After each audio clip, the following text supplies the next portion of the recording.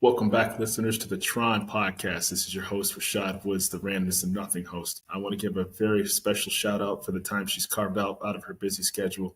McCorvey, thank you so much, and what a fascinating journey you have and story to tell. Thank you, Rashad, for having me on your show. I appreciate it. I really do. I got to tell you, first of all, when you reached out to me and then I got a chance to listen to your accomplishments, your trials and tribulations, and ultimately your success and your story that you continue to tell, I was really inspired by it. And I'm really glad you carved out time to tell people on this show. So please talk about yourself, please. Well, I really appreciate what you're doing, Rashad, to reach out to people that are thinking about becoming entrepreneurs. And if that's the case, then the one thing that I would start out with is you are an entrepreneur, if that's what you think. Thank you. I appreciate that.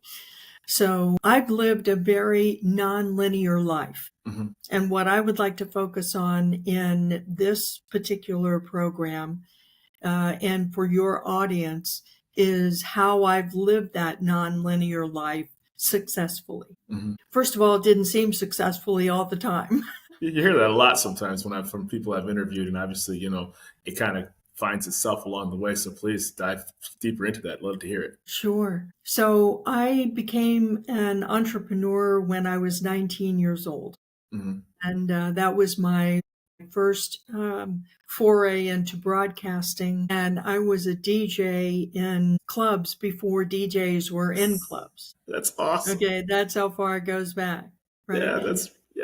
That's awesome. I would have never thought you were a DJ. I say that respectfully too. Well, thank you. I'm all about that, and I still love broadcasting, as you can see. Mm-hmm. And I have actually my own podcast, which I'd love to welcome you on sometime. Thank you. I saw that too. So the thing about entrepreneurism, and in particular, what I call curious insanity, is the founder space, right? So being a founder and being an entrepreneur are two very different things, or they can be. The reason why a founder is different is because the founder, and I'll talk about my particular cycle, right? Right. I conceive of an idea and I think about it and I ruminate on it. And one day, if it's right, a puzzle click will go clunk. And I'll say, yep, I know I have to do this. And so I make the decision to go down this path. Got it. And once I make that decision, then I gather the resources around me. I capitalize it. I build a team, and then I execute. So that is my very simplified cycle. And the difference between that and an entrepreneurial cycle is an entrepreneur has much greater talents than I do, and in fact can step into a company that is growing or not growing, and build it and grow. Oh, wow. I never thought about the difference, to be honest with you. Well, it took me a while. I'm a 7-time founder or co-founder. Right. And so for a while there, I was a little worried that I just wasn't committed enough. I do understand. I couldn't decide on one thing and then, go for that broke. Right. But the fact is that, especially with I do a lot of mentoring of founders and entrepreneurs. And I found a lot of them have the same issues that I've had in the past, which is, why can't I be able to adequately answer the question, what do you do? What is it that you do, Mary? And I, for so long, I was like, what day is it? I don't know, and it was really an awkward moment over and over again. It's kind of humbling when you actually have to answer that question. Very humbling. Yeah. It's very humbling and fraught with self-doubt. Yeah. Right? I've had several of us ask me, like, what is the show about? And you're like, you start rambling and you're like, I haven't actually gotten the actual sentence of what I'm doing right now. But I hope if I say enough that somehow they'll put the pieces together. And then you're just like, oh my God, that was such a terrible explanation. I totally agree with you. I totally agree. Yeah. And, eventually what I came to understand is that it just happens that I thrive in the startup space. I thrive in the conception space. And so that's a very, very different skill set from running a business in its later stages. Yeah. And so I came to understand, okay, Mary, basically you've been given a gift. And I'm not talking about I'm that brilliant, I've been given a gift. No, I'm not talking like that. Yeah. It's like you've been given the gift of understanding Right. that where you fit in the Right. scheme of life is in the founder space. Correct. Right. And you grow something and then you step away and let somebody take over and move it forward. Right. And then you go do something else. Absolutely. Absolutely. For me, it's about a 3-year cycle. Beautiful. Right. Beautiful. And I think knowing, like, and it's funny you said that, because it was almost like when I created this podcast, obviously you have your own successful businesses and you've done wonderful things, but knowing where your strengths are and knowing where your lane is and where your ability to grow and say, I can let that go. It also takes a lot of, like, pride swallowing in a way. And I've said this reference on previous episodes. It's like White Castle as a fast food chain. The reason they were the first fast food chain, ever in America. And the reason they've survived so long is because they never tried to compete with McDonald's. They stayed in their lane and they said, I'm cool with where I'm at. They're still family owned. They're not, they didn't try to scale beyond what they could do. Right. And that's the reason why they've survived all of these years, is because, hey, we're a totally different brand. We have a totally different niche. And I'm not trying to get into the Happy Meal business, right? Because you can just get swallowed whole. So that's a great, great learning lesson for people who are starting out, to just know where your strengths and weaknesses lie at. Yes. And it's a very freeing realization. And that is a realization that I want to share with people that are like us. Yes. That find themselves at 4:00 in the morning saying, what am I doing? Yeah. Am I doing the right thing? Right. And along about 7:00, you say, well, I don't have any choice. I'm doing this. For sure. Well, it's like this podcast, right? Like, okay, well, I don't have some of the experiences or the know-how to do what some of these people that I've talked to have done, but I've always been curious. So I said, okay, well, what if I watch documentaries, I'll watch, about sinking boats and just fascinating things, Discovery Channel, History Channel. So it just kind of dawned on me. I said, well, what if I talk to people who have accomplished things that can better use my curiosity to see, what did they do? How did you create that? How did you make that? How did that work? Where did this come from? How did that idea you thought of that kept you up late at night get to fruition? And that's why I have guests such as yourself, because I kind of found that lane for myself. Well, there's two critical elements of the cycle, as I like to call it. And one thing is, you can have a great idea. A lot of people have great ideas. I would like to do so. What are you going to do? How are you going to make it happen? Exactly. And there are very, very few of us that actually make things happen from the notion of an idea and actually execute. So the two components that I've found are really critical is that third component, which is resources. So I come up with an idea, I decide to do the idea, and then comes the rubber meets the road. You got to capitalize it. Yep. You've got to build a team. Yes. You've got to make the pieces come into place in order for you to be able to execute. Right? So that third element is so important because there are many sub-elements to it. So when you think about capitalizing a company, the first thing you think about is finding money. Right? How to make it happen with money. And that's a necessary element, but it's not the only element at all. So I've come up with ideas that I know have business worth, like landing on the moon. I thought that was a great business idea, right? Right. Well, the government, it's kind of hard to outspend the government when they have the plan and means to do it, right? It's NASA also, for lack of better terms. Well, my idea was that we put together a competition between young people around the world to come up with a buildable lander that could race on the moon. Oh, wow. So they have to design it and they have to build it, and then it goes on a rocket, and then it lands on the moon, and then they race it from a remote distance. That's Now, fascinating. all of that is completely doable. Right. Am I a rocket scientist? No. No. Am I an engineer? No. Am I an astrophysicist? Not at all. No. Not that I know of. You didn't have in your bio. No, I'm none of those things. Right. So what that tells me is in a given situation, what you have to do if you choose to do something that is outside of your expertise. And I have always chosen to do things like that. That's very The good. things that I come up with as new ideas are never in the grand scheme of things. They are never in your skill set. In my skill set. In your direct skill set, so to speak, right? That's right. But what I'm very, very good at is that I'm very good at putting people around me that know what they're doing. That's amazing skills.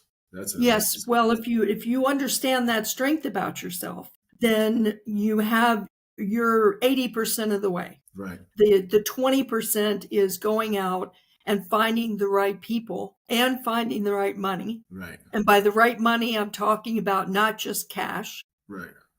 I'm talking about people, you don't have cash, you barter. Right.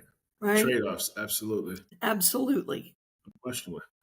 And you negotiate the best deals that you possibly can. And you align yourself with people who are willing to take a risk like you are. But at the same time, you understand the need for mitigating risk. Of course. So all those pieces come into play in the capitalization stage. And you put those pieces together and you have the ability to execute. Well, it's funny when you put it all together, because I think a lot of times people kind of shoot from the hip, so to speak, and they figure out along the way. And one of the crazy parts of things I think is ironic is that all the information that you spoke about is out there to make sure people don't trip over themselves.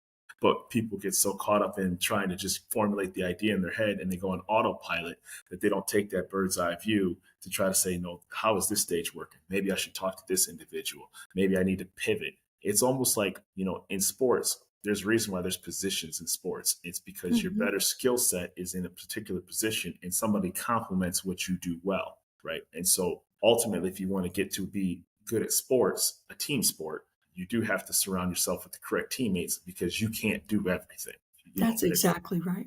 You just can't, right? It will come to a point where you're going to have to find the necessary people that have the proper complementary skills, and then be able to execute your final product. And it is like, doing this podcast, you can be a great interviewer, but a terrible scheduler, right? It's, and you have to be willing to have a person that's handling your appointments to make sure that you are a good host. Absolutely. You're right on target. So I do want to touch on some other bases for you, because there's so much about you. You're a veteran, right? And you were in, the Gulf War. So first of all, thank you very much for your service.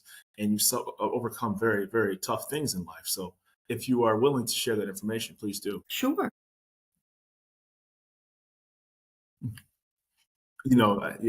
Just like, I know you have experience in the military, and then you said you survived, like, sarin gas and things like that. So, I mean, like I said, I know that's traumatic and I don't want to make light of it, but I thought when I heard that you speak about it, I didn't know if that was something you want to speak on.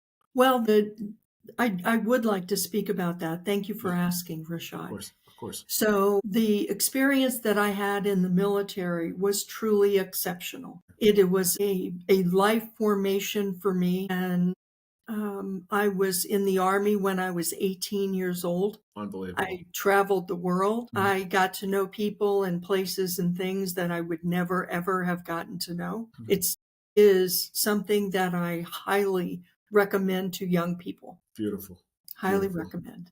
And those formative years took me into broadcasting and took me into media management. Yeah. And when I became a civilian, that's something that has continued with me to this day. Wonderful. And, it's your story is so compelling. And then I went to your website and you have a book that's coming off, and I love the title where it says "It's Over Expectation." And I thought that it's a title that's catchy, because there's a difference between the experience of something is more important than what you had in your mind, because something valued in the moment that it was actually taking place, as opposed to what your thought of it could be, right? And I was like, that really resonated with me. And I thought that that was very important. So can you talk about your book, please? Sure, my pleasure. And I don't want to forget about the sarin gas exposure. Of course. I Okay. wasn't absolutely. Because no, I know you weren't putting it aside, but I do want to share that what happened was that I was exposed to sarin nerve gas when a chemical weapons plant was blown up in Iraq. So nobody knew about it at the time, and that carried with me for decades. And I had Gulf War syndrome, and it impacted everything in my life, but it could Oh my not be goodness. diagnosed. And so I had PTSD, whatever it is that you want to call it, I had it in full.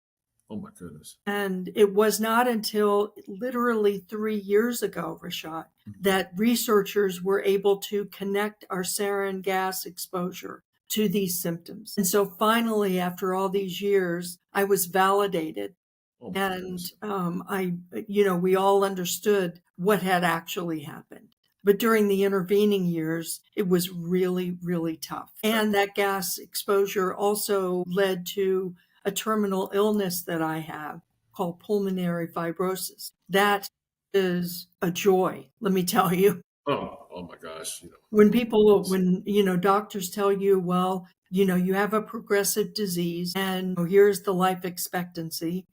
And so facing that and coming to grips with it and then continuing to live, all of it really tests somebody's resiliency. It certainly tested mine. Here we are on TRON and, I'm doing fairly well. So I am blessed. I always find it fascinating that, people that you walk past or you see, every single day could have had an experience like yours and you think you're having a bad day, so to speak, right? So it's very important that you don't know what somebody, it sounds cliched, right? But you really don't know what somebody else is going through. And so I thought that when I read that, if I saw your picture previously on LinkedIn, I would have said, I would have never known that that was your background and you went through all that. So it's a testament to your will and your spirit that you've conquered those things in life. And I remember when I was in elementary school, no joke, we were writing letters to soldiers that were in the Gulf War. And here I am, Oh my honest gosh. to goodness, honest to goodness. It was what, 92, I think? 90. 90, 91, yeah, 91, 92, yeah. And I remember when I was in elementary school and we would write letters, and here we are, all these years later, I'm talking to you. And so it's kind of all kind of, whirling through my head, like what an experience just to even think about talking to somebody who went through that kind of experience. So Yeah. it's a testament to your will. Thank you. What exactly I saw too, in that you talk about, you have a shoebox full of love letters and you keep rewriting the script in life. So what's that all about? Well, first, let's talk about experience over expectation. For Is that sure. okay? Absolutely. I Okay. ramble. I really do. Because I love No, to you just, don't. No, you're good. You're right on point. I'm the one that rambles. So, experience over expectation, let go of the plan and live on your terms. Mhm. That's the title of the book. Right.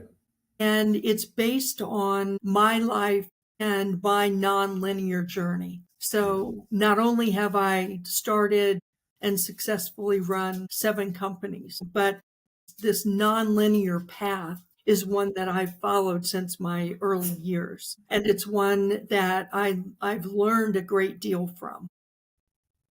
It's beautiful. And what I really wanted to do was to share one person's answer to the question, what do you do? Yeah. And how do you answer that question? Oh yeah. And so you were mentioning before that enjoying experience over expectations that you may have in your mind about yourself. Right. Well, there's certain expectations that society has about you as well. Absolutely. And so it's a double down on the Correct. expectation side. Right. So we grow up in life and we think, okay, we go to college, we get the degrees, we get the great career, we marry well, we have Exactly. kids, Exactly. Exactly. we do some more career, we retire, and if we're lucky, we leave a legacy, Exactly. right? 100% agree. And 150% agree. my life was never like that. Yeah. It was never like that. And I believe that most people's lives don't go through that path intentionally. They go through that path because they're conditioned to go through the path. Right.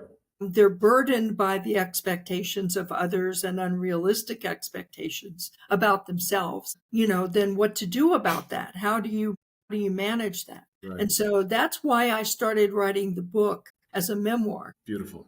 Beautiful. Except then, somewhere along the way, I started continually referring to artificial intelligence. And by referring to artificial intelligence, what I mean is that I would go for references. I would go for historical references or context references. Mm-hmm. And what I finally woke up one day, Rashad, and I said, I wonder what it would be like if I put my story into AI. Wonderful. And ask it to analyze my life. Right. And that's what I did. Beautiful. Beautiful. And that's what the book became. It's Eerie. That's the program that you use, right? Eerie. I don't want to butcher that AI program that you used. I thought that it's spelled E. Yeah, I saw that. I wasn't sure how to pronounce that. And that it's pronounced AI. Are you kidding me?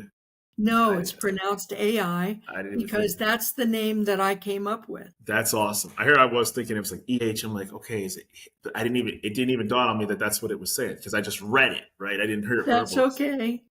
That is okay. So AI in this particular case is actually a combination of 5 different AI platforms. So we've got ChatGPT, of course. We've got Perplexity. We've got Sonnet. We've got DeepSeek. And we've got Grok. And so the AI component of experience over expectation is an amalgam of those 5 platforms for analyzing my life. Got it.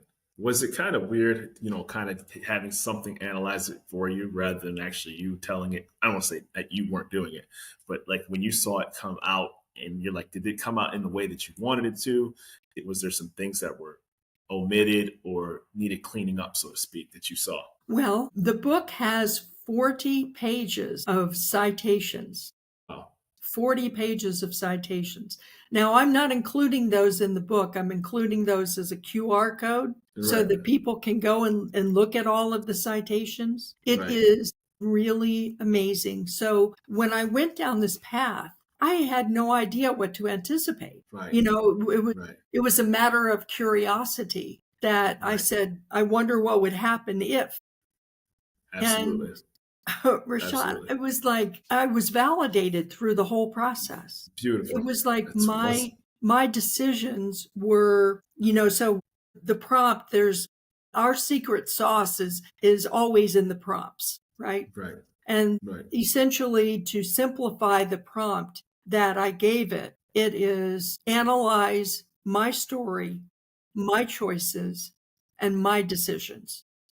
Beautiful. Those are the 3 things: the story, the choices, and the decisions. And so that's what AI did on multiple levels on 5 different platforms. And then we combine them to come up with the analysis of my life, and also to come up with tools that people can use for self-assessment. And I think a self-assessment, sometimes people get caught up in the everyday life. And I always reference from here on out, I think of one of my guests that I had, Brandon Barnum. He was a successful CEO of HOA.com. And he said something very important. He said, there's life by design and life by default. And when he actually broke down the 2, and this just because of the life you live, when you do by default, you get up, eat your breakfast, and start your car, and you just go through the motions, and you're not a bad person for that. It's not a person will dig on anybody. Right. But when you have a systematic design of how you want things to operate and function, you start taking that bird's eye view a bit more of how your day is going to go. This is what I'm going to eat. This is how I have my time carved out for things. This is how my schedule is going to be coordinated. This is how I'm going to have self-care. Even like booking this podcast, you have to have blocks of time off to have compelling guests and content. And so as a result of that, you start getting more organized and structured to have good, compelling conversations like this. And it matters when you're trying to be structured. Well, my mantra is finite heartbeats, infinite possibilities. Yes. So beautiful. Thank you. What that means is that we have choices every day about how to invest our heartbeats. Yes. And the choices that we make, we have an infinite number of them. Right. How do we make those choices? Correct. What are the outcomes that we want? Right. And what are the values around which we choose to live? Absolutely. And ultimately, you take it a step further. You start making decisions of who you want to let in your life. Because I'll tell you, Yes. when you have to start making some conscious decisions on if you're going to start living your life a certain way or conducting yourself in a certain manner, professionally, personally, wherever the path that may lead, you're going to have to make some choices of those people that you're going to be around while doing it. Right. Yes. You ultimately do. And I can, when you talk about experience over expectation, just briefly about myself, it's like I do martial arts, right? So even if you're never going to be the greatest martial artist in the world, right? And it's hard to do that because clearly I'm not. But the experience of taking martial arts versus your expectation of, I have a black belt, but I wouldn't trade the experience of training in martial arts, for not being Jean-Claude Van Damme, right? Because you're like, you're in this culture of things that you do. And at the end of the day, it's a historical art that you're still training in. And it's a wonderful thing to be a part of that medium. Yes. It really, truly is. Where can people go ahead, please? So, I love that story because I'm a high performance driver. I like driving on racetracks. Beautiful. And the experience of it is just so enriching. Yep. That, it's far beyond. Don't get me wrong. I like the checkered flag. For sure. I like it a lot. For sure. I like seeing people and other drivers in my rearview mirror. Right. But the actual experience of being on the track, of driving on the track, of mastering the physics of it is really, really, it's fascinating to me and very gratifying. And if we can live our lives that way, where 9 times out of 10, it's fascinating and gratifying and not, it matters default, more. so to speak.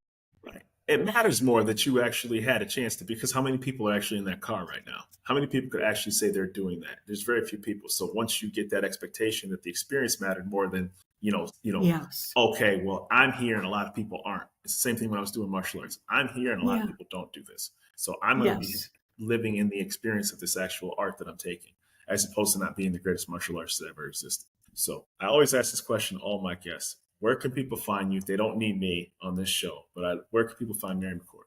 MaryMcCorvey.com is the best place to find me. I also am on YouTube. I have a channel on YouTube and Instagram and Facebook and all the places that you find your podcast. That's wonderful. Thank you so much, Rashad, for having me on today. It's been an absolute pleasure. And like I said, I always tell this, to people who have compelling stories. I've been fortunate to be blessed with a lot of great guests. I love to have another part 2 because I think, what your story is not encapsulated in 30 minutes. So I would really appreciate that.